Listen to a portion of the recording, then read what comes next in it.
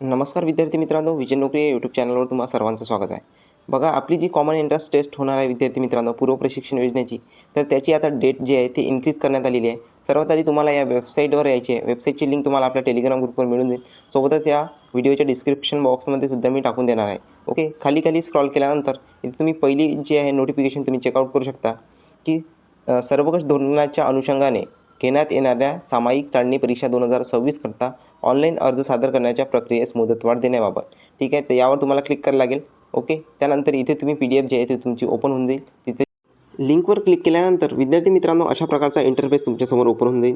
So इथे तुम्ही सामायिक चाळणी परीक्षा 2026 साठी जे सूचनापत्र आहे ते तुम्ही रीड आउट करू शकता की इथे जे आहे ती 9 ऑगस्ट 2026 रोजी प्रसिद्ध करण्यात आलेले सूचनापत्र व ऑनलाईनची लिंक आहे आपली विकल्प लिंक. तर त्यासाठी विद्यार्थी मित्रांनो इथं डेट जी आहे ते एक्सटेंड करण्यात आलेली आहे. बघा इथे TRTI, बार्टी, सारथी, अमृत आणि RT या संयुक्त संस्थांमार्फत राबवण्यात येणाऱ्या विविध स्पर्धा परीक्षा पूर्व प्रशिक्षण योजनांचे लाभार्थ निवड घेण्यात येणाऱ्या सामायिक चाळणी परीक्षा 2026 करिता अर्ज मागवण्याची जी प्रक्रिया आहे ती 9 ऑगस्ट 2026 पासून जी आहे ती सुरू करण्यात आलेली होती. सो ऑनलाईन अर्ज प्रक्रियेची अंतिम मुदत आता 23 ऑगस्ट 2000 पर्यंत पोहोचलेली होती अगोदर. त्यानंतर आता अजून एकदा जे आहे विद्यार्थी मित्रांनो मुदतवाढ करण्यात आलेली आहे. त्याचा जो दिनांक आहे तो 29 ऑगस्ट 2026 रात्री 11:59 म्हणजे 12 वाजेपर्यंत ओपन झालेला आहे विद्यार्थी मित्रांनो. त्यासाठी तुम्ही जे आहे ते 29 ऑगस्टच्या अंदर जे आहे या स्कीमसाठी अप्लाय करू शकता. ठीक आहे, त्यानंतर कोणत्याही प्रकारची मुदतवाढ इथे क्लिअरली मेन्शन केलं आहे, कोणत्याही प्रकारची मुदतवाढ देण्यात येणार नाही. सो तुम्ही 29 ऑगस्टच्या अगोदरच या स्कीमसाठी अप्लाय करून द्या. ओके, याची जी अप्लाय करायची लिंक आहे रजिस्ट्रेशनची लिंक तुम्हाला आपल्या टेलिग्राम ग्रुपवर पाहायला मिळून जाईल. त्यासाठी तुम्ही डिस्क्रिप्शनमध्ये जाऊन टेलिग्राम ग्रुप जॉईन करून ठेवून द्या. तर 25वा पॉईंट जो आहे विद्यार्थी मित्रांनो इम्पॉर्टंट आहे, त्याची माहिती तुम्हाला देऊन देतो की प्रशिक्षण योजनेच्या कालावधीत उमेदवारास कुठेही शासकीय निमशासकीय नोकरी करता येणार नाही. तसेच आढळल्यास किंवा याबाबत तक्रार प्राप्त झाल्यास प्रवेश रद्द करण्यात येईल व नियमानुसार कारवाई करता येईल.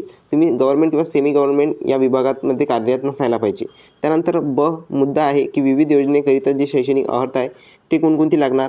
तर UPSC साठी जे पूर्व प्रशिक्षण आहे विद्यार्थी मित्रांनो त्यासाठी तुम्हाला कोणत्याही शाखेची पदवी जी आहे डिग्री तुमची कंप्लीट असायला पाहिजे. त्यानंतर राज्यसेवेसाठी जे पूर्व प्रशिक्षण आहे ते सुद्धा तुम्हाला पदवी उत्तीर्ण असायला पाहिजे. त्यानंतर मी खाली स्क्रॉल करून घेतो की जेवढे आपले MESचे विद्यार्थी आहे अभियांत्रिकीचे त्यांना MESचा लाभ घ्यायचा आहे. तर त्यासाठी मान्यताप्राप्त विद्यापीठाची स्थापत्य अभियांत्रिकी BE म्हणजे BTech तुम्हाला सिव्हिल किंवा वॉटर मॅनेजमेंटमध्ये असायला पाहिजे. सिव्हिल किंवा इन्व्हायरमेंटल इंजिनिअरिंग, त्यानंतर स्ट्रक्चरल इंजिनिअरिंग, कन्स्ट्रक्शन इंजिनिअरिंग किंवा इथे ऑटोमोबाईल इंजिनिअरिंग, प्रोडक्शन इंजिनिअरिंग किंवा इंडस्ट्रियल इंजिनिअरिंग. त्यानंतर खाली स्क्रॉल केल्यानंतर इथे बघा इलेक्ट्रिकल किंवा पॉवर इंजिनिअरिंग तुमचं कंप्लीट असायला पाहिजे. सोबतच तुम्हाला इथे सुद्धा माहिती दिलेली आहे MESच्या विद्यार्थ्यांसाठी इलेक्ट्रॉनिक्स आणि पॉवर इंजिनिअरिंग तुमचं कंप्लीट असायला पाहिजे. त्यानंतर पॉवर सिस्टीम, त्यानंतर इलेक्ट्रिकल आणि इलेक्ट्रॉनिक इंजिनिअरिंग किंवा विद्युत आणि यांत्रिकी पदवी किंवा अभ्यासक्रमाशी समतुल्य पदवी तुमच्याकडे असायला पाहिजे.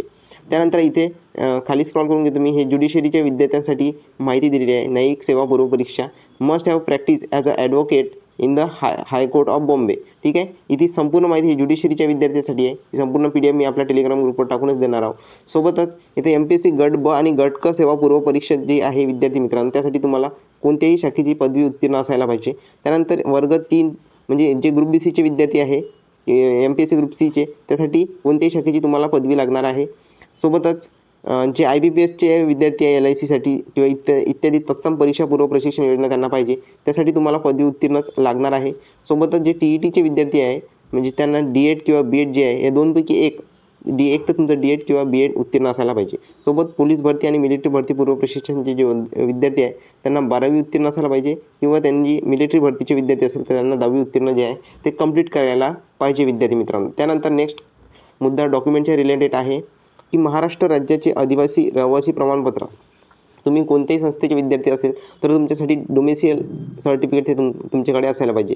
त्यानंतर जातीचे प्रमाणपत्र केवळ TRTI, बार्टी, सारथी, RT या संस्थांकरता तुम्हाला जातीचे काय पाहिजे प्रमाणपत्र म्हणजे कास्ट सर्टिफिकेट. त्यानंतर अनुसूचित जातीचे वैधता प्रमाणपत्र म्हणजे कास्ट व्हॅलिडिटी जे आहे विद्यार्थी मित्रांनो ही प्रमाणपत्राकरता अर्ज सादर केलेल्या अर्जाची पोचपावती असली तरी चालून देईल परंतु TRTI करता. ठीक आहे, बार्टी आणि RTच्या विद्यार्थ्यांना कंपल्सरी नाही आहे. त्यानंतर 10वीची गुणपत्रक किंवा प्रमाणपत्रक म्हणजे एक तर तुमच्याकडे मार्कशीट असायला पाहिजे किंवा सर्टिफिकेट असलं तरी चालून जाईल. त्यानंतर 12वीची गुणपत्रक किंवा सर्टिफिकेट, त्यानंतर पदवीचे गुणपत्रक किंवा सर्टिफिकेट, त्यानंतर तहसीलदार कार्यालयातून निर्गमित केलेला 8 लाखपेक्षा कमी असलेल्या वार्षिक उत्पन्नाचा दाखला सन 2025-26चा जरी असला तरी चालून जाईल म्हणजे 31 मार्च 2027 पर्यंत व्हॅलिड असायला पाहिजे. त्यानंतर दिव्यांग असल्यास लागू असल्यास दिव्यांगाचा दाखला, ठीक आहे. परंतु हा जो आहे विद्यार्थी मित्रांनो, शासनाचे समकक्ष प्राधिकारी वेळोवेळी विहित करण्यात आलेल्या नमुन्यातील वैध दिव्यांगाबाबत सर्टिफिकेट तुम्हाला लागणार आहे, म्हणजे सर्टिफिकेट ऑफ डिसेबिलिटी. त्यानंतर अनाथ असल्यास अनाथाचा दाखला लागणार आहे आणि महिला व बालविकास आयुक्तालय यांनी निर्गमित केलेलाच दाखला तुमच्याकडे असणे इम्पॉर्टंट आहे. त्यानंतर 10वा पॉईंट, नॉन क्रिमिनल प्रमाणपत्र जे आहे ते सारथीच्या विद्यार्थ्यांना लागणार आहे.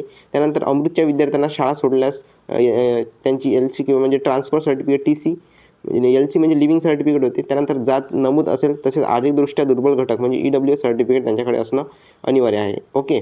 त्यानंतर इथे महत्त्वाचा पॉईंट, ऑनलाईन अर्ज भरताना कोणत्याही प्रकारची तांत्रिक अडचण उद्भवल्यास संबंधित संस्थेच्या संकेतस्थळावर देण्यात आलेल्या हेल्पलाईन क्रमांक किंवा ईमेल IDवर तुम्हाला मेलसुद्धा करता येते, ठीक आहे. त्यावर तुम्हाला संपर्क साधायचा आहे. कोणत्याही प्रकारची अडचण आल्यास विद्यार्थी मित्रांनो, तुम्हाला कोणतीही माहिती पाहिजे असल्यास तुम्ही हेल्पलाईन नंबरवर मेसेज जे आहे करू शकता, कॉल जे आहे हेल्पलाईनचे ईमेलवर मेल करू शकता आणि हेल्पलाईन नंबरवर तुम्ही कॉल करू शकता. ओके. इथं मेल ID आणि हेल्पलाईन नंबर मी तुम्हाला देऊन देतो की आदिवासी संशोधन व प्रशिक्षण संस्था TRT इथे मोबाईल नंबर दिलेला आहे, इथे दूरध्वनी क्रमांक, त्यानंतर इथे मेल ID दिलेली आहे. सोबतच बार्टीच्या विद्यार्थ्यांसाठी हेल्पलाईन नंबर इथे दिलेला आहे. त्यानंतर छत्रपती शाहू महाराज म्हणजे सारथीचे विद्यार्थी, ठीक आहे, इथे हेल्पलाईन नंबर दिलेला आहे. सोबतच जे महाराष्ट्र उन्नती म्हणजे अमृतचे विद्यार्थी आहे त्यांच्यासाठी हेल्पलाईन नंबर, मेल ID. त्यानंतर Annabhau research and training institute RTच्या विद्यार्थ्यांसाठी इथे हेल्पलाईन नंबर आणि ईमेल ID दिलेली आहे. ओके. त्यानंतर जे नॉन टेक्निकल स्टाफ आहे विद्यार्थी मित्रांनो, म्हणजे तुमचा जर कॉल किंवा मेलवर तुम्हाला रिस्पॉन्स मिळालेला नाही तर त्यासाठी तुम्ही नॉन टेक्निकल स्टाफला सुद्धा कॉल करू शकता, जेणेकरून ते कॉन्फरन्सवर घेईल किंवा तुमच्या समस्या जे आहे ते समाधान करून देणार, ठीक आहे. इथे हे जे मोबाईल नंबर आहे विद्यार्थी मित्रांनो आपापल्या संस्थेचे तुम्ही सेव्ह करून ठेवून द्या.